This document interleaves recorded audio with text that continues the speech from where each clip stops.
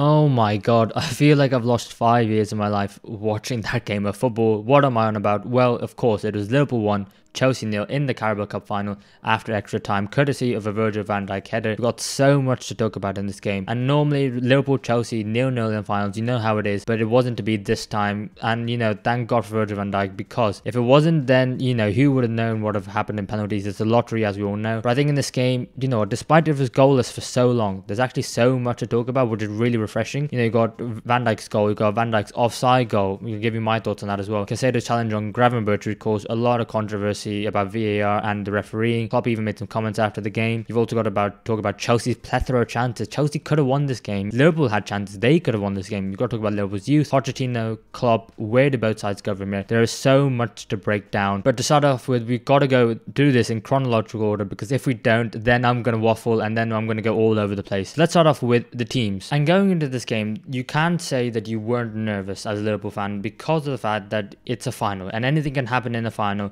Chelsea in the last few games have stepped up. They beat Aston Villa in the FA Cup, which was a phenomenal performance. I actually made a video about that on the channel saying how I thought it was a bit of a turning point for them. Maybe that hasn't turned out to be.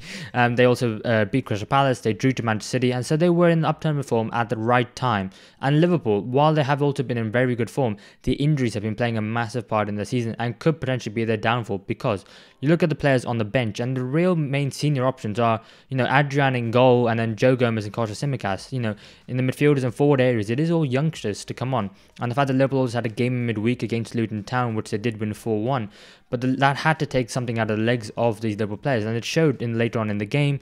And I thought to myself that, although I still had Liverpool as favourites, and I think, you'd be naive to think that Liverpool weren't favourites in this game, despite Jurgen Klopp's comments before. I think, the way the game transpired, I think Liverpool can be so happy with the way they won, the way the youngsters came on and really, really shone for them. And I think for Chelsea, £1 billion ball jobs as labelled by Gary Neville, I mean, probably a bit harsh, but to be fair to Gary Neville, it was funny, it was quirky, and, it's going to stick. It's going to stick until these Chelsea players prove everyone wrong. But let's get into it and how Chelsea played with the game and how Mauricio Pochettino set them up. And I think he actually did learn from the game at Anfield, where they lost 4-1. Liverpool were relentless in the press on that day. But this time, what happened was the wingers of Liverpool, and Harvey Elliott and Luis Diaz, were pressing the centre-backs of Axel Disasi and Levi Colwill for Chelsea. And what happened was, it meant that Chelsea kept on playing the ball to their fullbacks, so in particular Malo Gusto down the right hand side, because Liverpool, with their very aggressive press, and we know Liverpool's fullbacks, their first instinct is to go and press the fullbacks, which is not something you'd see very often, but it's also why the fullbacks are caught out of position so often. What actually happened was, the fullbacks, in this case Andy Robertson, would often go all the way over to Malo Gusto to try and press him, and so he would play the ball to Moises Caicedo, and Moises Caicedo would then pull the ball over the top to Cole Palmer, and then he would have acres of space to run down Liverpool's left hand side and then be able to find a man with the pass. And I've got some screenshots to prove it for you as well. Here's example number 1, and from this, Cole Palmer actually has a fantastic chance. The ball comes into Cole Palmer, who's in the middle of the pitch, as you can see, and then Andy Robertson, who's closest to him, he's charging towards him. However, he leaves Conor Gallagher completely free behind him. Endo, who I thought had a fantastic game, but in this one instance, he's also drawn towards the ball. He's going to try and press Moises Caicedo, and then what happens is Caicedo plays the ball over the top, and as you can see here, Conor Gallagher is running straight at Virgil van Dijk and the Liverpool defence. And this is one example of the fact that Chelsea were playing one touch in the midfield and trying to get the ball to their wingers, and they learned from the game at Anfield, where they tried to play the ball through the midfield, and the press was relentless that day. Liverpool were fantastic and they were unable to do so, but here you can clearly see Pochettino has been learned. And I'll even give you another example to prove the point. Now this time Petrovic has the ball. He's going to pass the ball to Axel Disasi. He's then going to pass the ball to Malo Gusto. And as you can see here, Robertson is going to start pressing towards Malo Gusto, but he's too far away by the time that Malo Gusto is able to get his head up and look for a pass. And that's a mistake. He didn't go, in this instance, front foot completely at Gusto, which would have meant that he would have put him under pressure. But it means that because he's kind of in no man's land there, he's kind of letting, saying to Endo, you know what, you go for Cole Palmer. But then Cole Palmer has the pace over Wataru Endo. So what happens here? Gusto passes the ball to Enzo Fernandez, and he's going to play the ball over the top. And then as you can see, Cole Palmer is again running down the Liverpool left-hand side, Chelsea's right. And let's not forget that Chelsea did have their chances in this game. They could have easily won it. They hit the post once. They had 5 big chances. They missed all 5. They had an XG of 2.5 over the entire course of the game. And I think, if we're being honest, one of that is very poor finishing by Chelsea, but also another part of that is the triangle of Caoimhin Kelleher, Virgil van Dijk and Ibrahim Konate, because I thought all three of them, especially with Wataru Endo in front, were absolutely phenomenal. We're going to talk about all of them. We're going to start off with Caoimhin Kelleher, because in this game, to prevent an XG of 2.5 over the course of the game, 120 minutes, was phenomenal. He had 9 saves in the game. If you think about the Palmer one-on-one chance he had, the way that he ran out for the Gallagher one-on-one chance, he had also several one-on-ones. There was also towards the end of the 90 minutes of normal time where he made a double save and then he ended up just catching the ball. He was phenomenal in this game. It was like Alisson Becker was in the goal for Liverpool, and I think that's the best compliment you can give him. And someone now who's been number 2 for Liverpool for years and years, and we saw 2 years ago in the Carabao Cup final, what a fantastic goalkeeper he is and he can be. But I think now it's where, with Alisson out injured, he needs to be doing it more consistently. And I think, this was a fantastic first step in showing that, despite the fact that Liverpool are missing some of their best players, the fact that they're still able to have players coming and debutise for the main stars and still do a phenomenal job to the level of the original stars, I think just goes to show, what a fantastic job Jurgen Klopp has done with this side, with the young players which we are going to come on to. But I think, Keller had definitely kept Liverpool in this match. I think, to be fair, credit to Petrovic, because I think he kept Chelsea in this match as well. I think he had a save from Elliott in extra time. I think he also had some very good distribution in this game. I thought going forward, he should definitely be playing in goal for Chelsea. But I think now, our first hot point, our first controversy, which is obviously the Gravenberch injury as a result of Moises Caicedo's challenge. Right, so here it is, and this is the best still I can find of it. If you're unsure what you're looking for the orange boot of Moises Caicedo. I know it's a bit tough with Gravenberch's red socks, but his stamp on the ankle of Gravenberch. And I was enraged when I saw it, not because I thought it was a red card, just because of the fact that the referee didn't even give it as a foul. And I know that might upset some Liverpool fans who say, it's a red card. We saw Harry Maguire's very similar challenge against Fulham. But for me, I think that's a yellow. But I think, if it was an inch or so higher, it would be a red.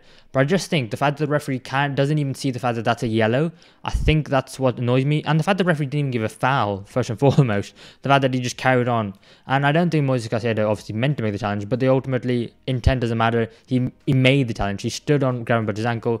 And the fact that he then gets injured, which is, so gutting for Liverpool, and they have to change entirely what they're doing after that, which we'll come on to. But I think for me, the yellow card was deserved for Caicedo there, and the reason why he needs to get it, Caicedo is a midfielder who makes a lot of challenges. He likes to break up play, and by giving him a yellow card there, and he needs to, what's the time on the clock, 25, 23 minutes, whatever, I can't really see it, it then prevents him from being as effective as he can be later on in the game. Essentially, what then ends up happening is Caicedo goes on to make 4 or 5, 6 challenges later, somehow still doesn't get a yellow card in the game. But by giving him a yellow card, it neutralizes how good he can be for Chelsea, and that gives Liverpool an advantage. And if you think to yourself, oh, you want every player to be playing, at 100%, you don't want them to have any restraint, well, then don't make a challenge that poor, then, is what my argument would be. So, effectively, Caicedo then went on the rest of the game knowing he can make the challenges because he wasn't on a yellow. It might have meant that he might have got substituted. It might have meant that, he might have got himself sent off in the game. But it just means that he can then go on and make even more challenges. So I think it was just quite annoying because you could definitely see later on in the game that, he was going to make challenges and it would have really prevented him. And from a Liverpool perspective, the fact that not only does he did not get a foul, even let alone a yellow card, but then double jeopardy of Gravenberch then gets injured is a massive, massive blow. And that completely changes what Jurgen Klopp has to do after that. And as I said earlier, Liverpool have a lack of options on their bench of who they can bring on in these situations. So what then happens is Gravenberch comes off, Alexis McAllister then goes all the way over to the left-hand side. Harvey Elliott fills in the right. And then you bring on Joe Gomez, he's over here. And he comes in right back. And then Conor Bradley goes all the way to right wing. Now, it's not an ideal position for Liverpool to be in, but they have to make do. It's a final. You have to go on and win the game. And you can't make excuses. You've got to make excuses after the game. In 90 minutes, you've got to try and win it, all the 120. And in this case, it did neutralise Liverpool a little bit. I thought Conor Bradley, ran his socks off in that position. He tried his very best, but ultimately, he isn't the right winger. There's a reason why he's playing at right back. But it did mean that Liverpool were inverting the right back in Joe Gomez. They did make the box midfield, and they were able to play, a bit better in that midfield. But it didn't quite work because of the fact that, there weren't that attacking options going forward. You were kind of looking at Luis Diaz, and I thought, credit to Luis Diaz in this game because he absolutely ran his socks off. He tried his absolute best. The fact that he had to play the whole 120 minutes, his legs were falling off. He had no pace, he had no energy any longer in the rest of the game. But credit to him for continuing to run and being Liverpool's outlet, because without him, I think Liverpool would have really struggled in this game. Credit to Conor Bradley, who did run and try really hard in the game, in not his natural position. And I think, another one, Harvey Elliott, because not only did he start off at right wing, he then went into midfield, and then he went back out to the right wing later on in the game, and Conor Bradley came off, and then Bobby Clark came on. But I think, fair play to him, because at 20 years old, a lot of the young players that did come on the pitch were looking to him to be like, Harvey, take the ball, please, calm the play down. And he absolutely did that. He'll never be Mo Salah. He never has the pace of him, so he can't be as threatening in behind. But you know what? He's a phenomenal player for Liverpool to have and utilise in situations like this. Now, let's come on to the second controversy, which was the goal. And if I'm being honest, I think the goal should have stood. And I know I'm a Liverpool fan, so that could come across as slightly biased. But I just think that there was no chance in hell this goal should have been ruled out. You can see here, as the ball comes in from Robertson, where everyone is. And you can see Van Dijk very closely. Actually, let me zoom in on that for you. Let me see. Can you see that a bit better? Probably, yeah. You can see there in the middle of the pack, you've got Van Dijk, you've got Ben Chilwell, and you've got Levi Colwill, who's not marking anyone. And then you've got Wataru Endo in the offside position, interfering with play, which I don't think he is. But as the ball comes in, you can now see Wataru Endo and Levi Colwill on the edge of the box, and the referee now deems that Endo, who's come from an offside position, is interfering with play because he's blocking Colwill's path. And the issue I have with this, and I think a lot of people have an issue with this, is the fact that we see this every single week in the Premier League. Every single week you will see players blocking other players, grabbing a hold of them, and the referees don't give anything, when arguably they should, because they're holding them back. But the fact that it happens now in the final is very, very questionable. But not only that, as the referee and in the VAR, you're anticipating where Levi Colwill is going to be. Therefore, you are now taking into account the tactics of the team. You're now implying how a team's going to play, how a player is going to react. And that's helping you to inform your decision, where you should just be going off the facts. The fact is that Levi Colwill is not there. Wataru Endo is blocking him. Is Endo doing anything to prevent Liverpool from scoring a goal? Yes, but would Levi Colwill get there anyway? No. And then you think to yourself, right, but Ben Chilwell is marking Virgil van Dijk. He is goal side of Virgil van Dijk, so surely he should be able to get to the ball. But obviously he doesn't, because it's not as linear as, is he going to get the ball? Yes. Offside. Is he not? No. And I just think to myself, the referees have had an absolute howler, because if we move it on one more further, you're telling me that Levi Colwill should be getting to this ball, which I just think is nonsense, because like I said, Ben Chilwell's there, Axel Disasi's there. They should get to the ball before Virgil van Dijk, but because of the fact that they're all competing for the ball, Virgil van Dijk gets there first, and therefore he wins that header, he scores the goal, and there's no chance in hell I think Levi Colwill, even if he was unblocked by Wataru Endo, will make it all the way there. The only thing I can say to Endo is that maybe he needs to be a bit cuter in that situation. Maybe he can't have his arms wrapped around, and maybe he just got to, have his hands to his sides and just literally get his body in the way, and then let Levi Colwill push him to the ground if he needs to. But I just think to myself, you're anticipating something which hasn't happened. And I just think we see it every week. I mean, every week there's a player standing on the goalkeeper, and if you don't have anyone on the posts, then that means that player is always in the offside position. Why does that never get called up? Why is it now in this situation? I mean, and the fact that the thing is, no one even saw it in real time. No one, reacted to it. No one called it out. Not even the Chelsea players, not the Chelsea staff, no Pochettino. And I think to myself, why are you trying to create problems when there aren't any? And I just thought to myself, it is really, really poor bit of officiating. I don't think it is any chance in hell that it should have been ruled out for offside. I think the goal should have stood. And, Liverpool probably would have gone on to win the game in 90 minutes. Thankfully, that goal didn't have a bearing on the result. Otherwise, everyone would be talking about it. Everyone's still talking about it, if we're being honest. But I just don't think any way, in shape or form, it should have been ruled out. But the game remained 0-0. And as the game was going on, you could clearly see Liverpool were losing their legs. And that led to Jurgen Klopp having to make a decision. Was he going to bring on the youngsters, or was he going to stick with the team that he had out on the field? But not Jurgen Klopp. He believed that Liverpool needed some fresh legs, which I also completely agree they definitely did. But he was willing to trust the youngsters. And like he said, he doesn't believe that they're youngsters, he just sees them as talent. And that's an incredible way for a manager to think, because if Liverpool went on to lose the game, I think there was no doubt in my mind I would have been upset. and I would have blamed the injuries, and I would have, been quite angry with the way it's gone. But I don't think I'd be angry with the players themselves, because I think they would have given 100%. But the fact that you bring on the youngsters and they go on to win the game, I think, says something to the testament of the character of the youngsters and the experienced players who got them through it. But what happened in the second half was that Bobby Clark came on for Conor Bradley, as we've discussed already. But not only that, James McConnell came on for Alexis McAllister. Oh God, I hope I know which numbers all these youngsters are. He came on in there. Not only that, Jaden Dance came on for Cody Gakpo. Which one's Dan's at that one. And then you look at that front three and think to yourself, Luis Diaz, Jaden Dan's, Harvey Elliott, that is some midfield, that front three, and the midfield three of Endo, McConnell, and Bobby Clark. That's another one. And I think even half time of extra time, Gerald Kwanzaa comes on. And then you think to yourself, so that side is the one that goes on to win the game. Sorry, not even that side. Robertson comes off and Costa Simicas comes on. And you think to yourself, who's the first choice in any of the positions? Virgil van Dijk, yes. I think Wataru Endo, yes. And Luis Diaz, yes. But it just goes to show that, your experienced players have to get you through the game. And I think they absolutely did that. And for a moment, if we take off Gerald Kwanzaa, who did come on and do all right, but I think, I think something needs to be said about this for Caoimhin Kelleher, Virgil van Dijk, Wataru Endo, and Ibrahima Konate. And I think, to be fair to Chelsea, even Chelsea in this game had a very young squad going into it, but they needed the experienced players to be able to get them out of a tight spot. When things were tough, when the chips were down, who was going to step up for them? And if you look at this Chelsea side, although they're filled with a lot of young talent and potential, where's the experience? Who's going to be the player to drag them out of it? And for Liverpool, it was Virgil van Dijk, Ibrahima Konate, and Wataru Endo.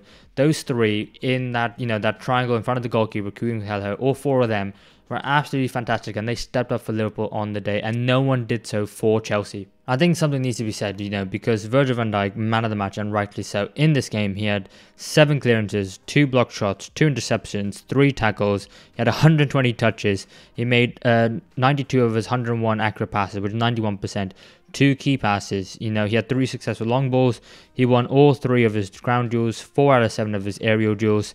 And I just thought to myself, he was absolutely fantastic. And alongside Ibrahima Konate, who was often the more aggressive centre-back, the one who'd always go and engage the players who were trying to get the ball for Chelsea and trying to link up play. Konate was fantastic. Endo was fantastic. And I think, the experienced players stepped up for Liverpool. And the Chelsea players did not do so. But then we need to talk about what happened in extra time.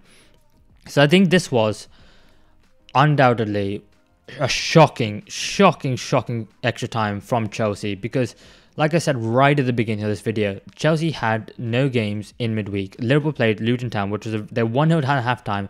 They had to find something from within them to get the win, and Chelsea were unable to do so in this game when they had a whole week. They played Man City, they played them on 5:30 on the Saturday. They had a whole week, 8 days to prepare for this game, and the fact that they were still so tired, I don't know. And the fact that Pochettino came out afterwards with his comments, oh my God. The fact that as a fan, you can think to yourself, okay, maybe they're settling for penalties, but the fact that the manager comes out and says that that's exactly what they were doing.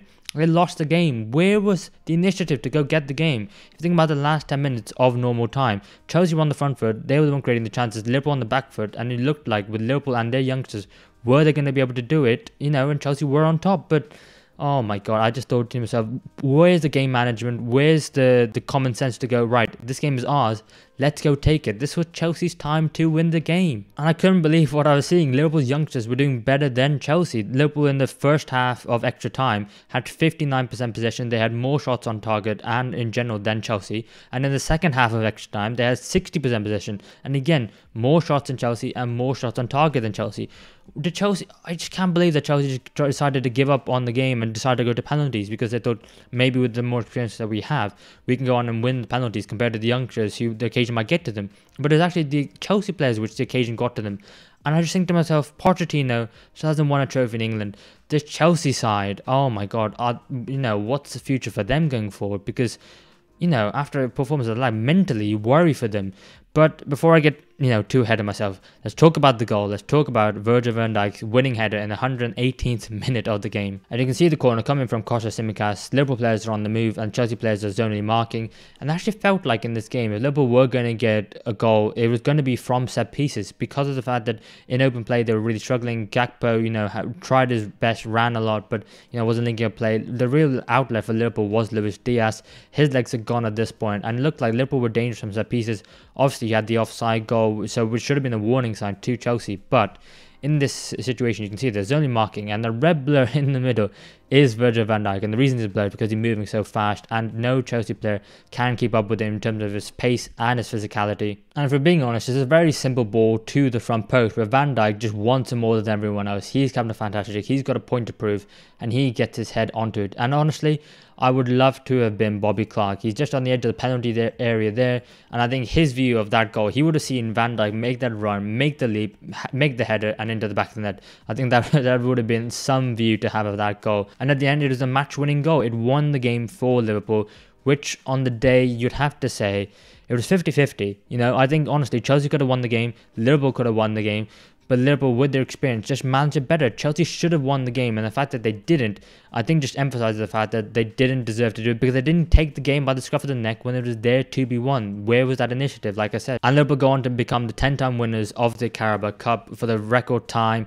And I think to myself, going forward, this would do a world of confidence for Liverpool and Liverpool fans. The quadruple is on, not the quadruple, a quadruple. But I do think the injuries are a massive, massive thing to take out of this game. Obviously, in the celebrations, you saw all the Liverpool players who were injured running onto the pitch. And I thought to myself, lads, please take care of yourselves. We need you back. But I think to myself, at the end of the game, Wataru Endo was on crutches. Luis Diaz could barely run at the end of the game. Gravenberch's injury as well. They got Southampton in the FA Cup on Wednesday night, and then they got Nottingham Forest.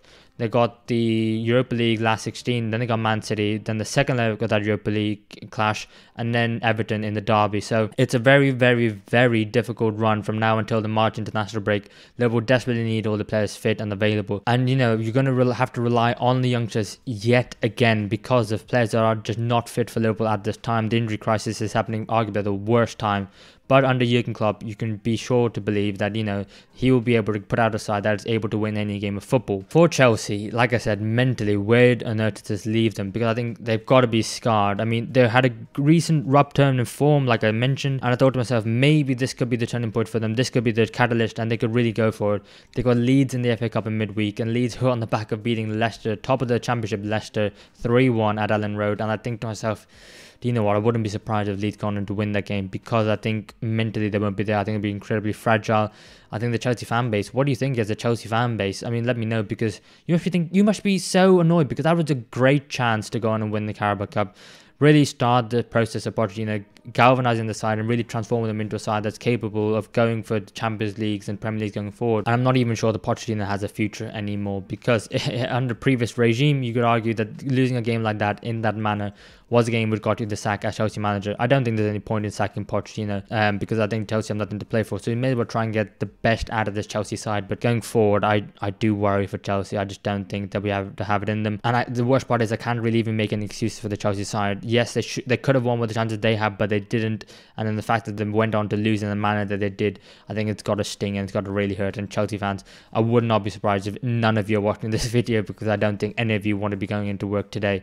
But let me know what you guys think in the comments below. What a lovely victory for Liverpool. What a tragic loss for Chelsea. Where are both teams going to go for the rest of the season? We'll have to wait and see. But I'll see you guys in the next one.